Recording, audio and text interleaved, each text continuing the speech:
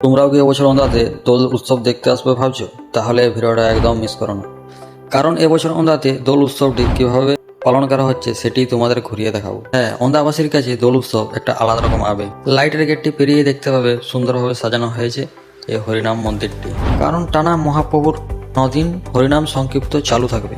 এই 9টা দিন সংক্ষিপ্ত শোনার জন্য দারুণ ভীষণভাবে ভিড় হয় মানুষের, কারণ এই উৎসবটি বহু বছর পুরনো হলেও যত দিন যাচ্ছে তত আরও রঙিন হয়ে উঠছে উৎসবটি। তাই এই দোল উৎসবকে কেন্দ্র করে টানা 9-10 দিন চলে এই বড় মেলা। যে মেলাতে কি নেই বলো তো, খাবারের দোকান বলো আর কেনাকাটার দোকান বলো, সব কিছু সামগ্রী পেয়ে যাবে তোমরা এই মেলাটিতে। সাথেই আবার থাকছে ছোট বড়দের জন্য বড় বড় চড়ক, ছোটদের জন্য ছোট চড়ক। আর সত্যি এই দোল উৎসব শুধু ওন্দাবাসীর গর্ব নয়, এই দোল উৎসব পুরো বাঁকুড়া জেলার জনপ্রিয় একটি মেলা। যারা এই দোল উৎসবটি একবারও এই সামনের থেকে দেখোনি, আমি তো বলবো তারা একবার এসে দেখে যাবে মেলাটি, কারণ এই 10 দিনের মেলাতেই লুকিয়ে রয়েছে অনেক মানুষের আবেগ। তাই এই ভিডিওটিকে প্রচুর পরিমাণে শেয়ার করে এই উৎসবটি সবাইকার কাছে পৌঁছে দাও তো।